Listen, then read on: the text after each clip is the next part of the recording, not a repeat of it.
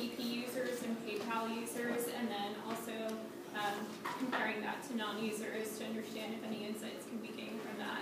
One thing that we found is that word of mouth from peers and also advertising are important sources of information. When comparing PayPal users and PayPal non-users, these two sources really stick out. And then something that we found was interesting was that parents are only, they attribute to 5% of kind of the awareness. So that kind of led us to believe that they're not as significant as we may have thought in the focus groups, hearing some of the feedback. So the takeaway here is that users and non-users essentially find out about online payment platforms in the same way. Looking at just media usage of the target group, they spend a lot of hours during the day accessing the internet across PC and mobile devices. Here we found that non-users generally spend less time across most of these types of media.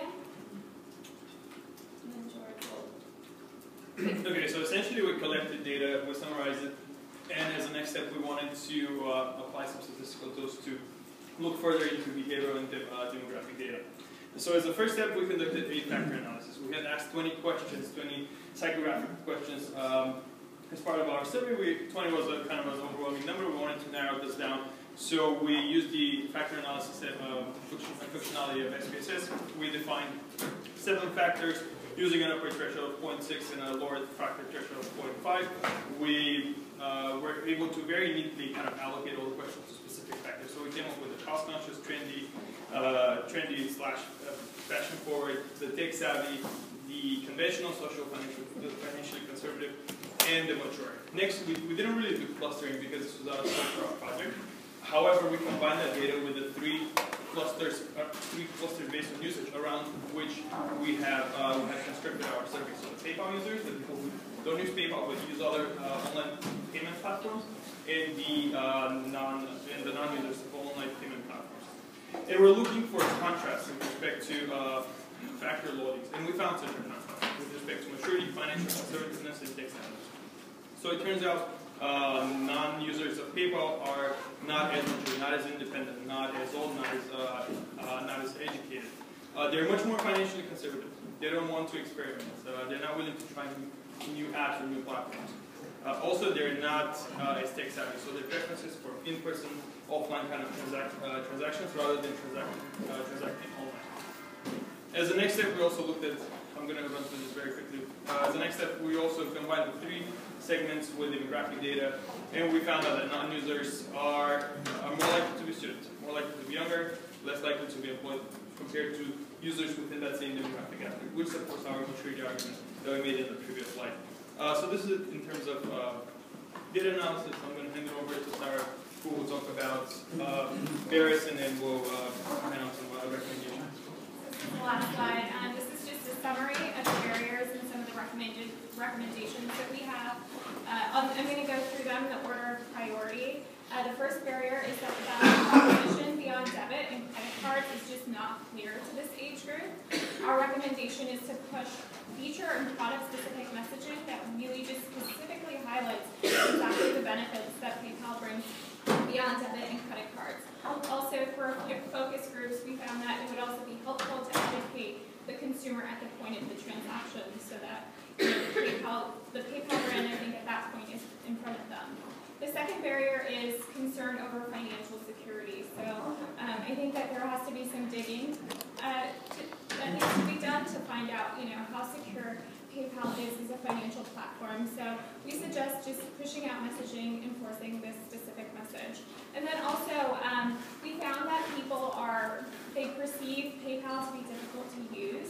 So, going on the website, similar to the other group, we're suggesting that there's more elaborate usage information, potentially instructional videos that showcase the user interface. And then finally, for a factor analysis, the barrier that was identified is that there are some attitudinal barriers. So people who aren't using PayPal tend to be more financially conservative. They're not as mature and not as tech savvy. So our suggestion is to target the older end of the 18 to 24 age group. There tends to be a big shift in attitudes from 18 to 21, and then 21 to 24, where they're kind of out of school.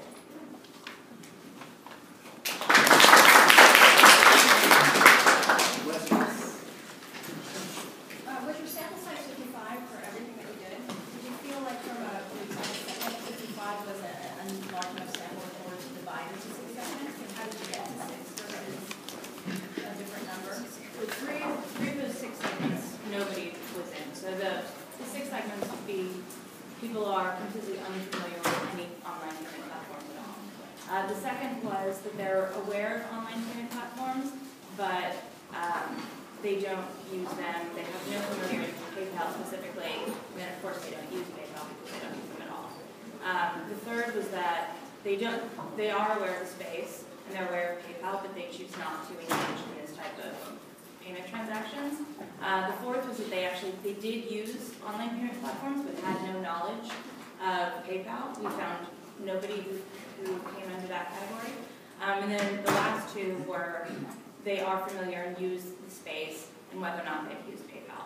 So there ended up being only 3 that we actually found people were in.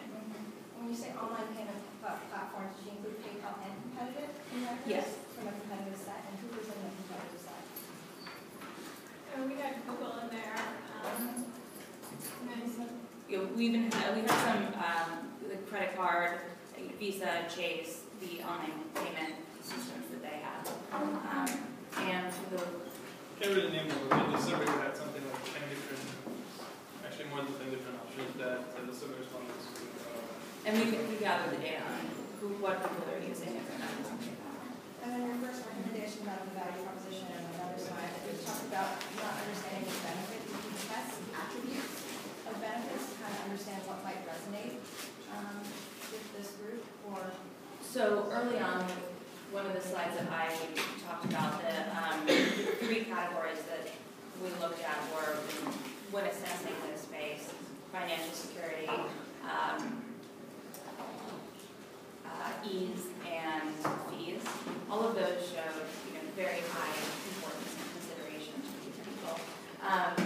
And then, again, back to the younger group just doesn't understand sort of how they're spending, and very much reiterated by the focus group. These people are just out of high school, they've been kind of sheltered by how their parents, they're receiving funds from their parents probably into their own bank account, and so that has been sort of predetermined by whatever the parents are using. And then as they gain their own financial independence, they begin to branch out and learn about some of these things. But on the younger side, they just didn't understand how to use it. and then your samples all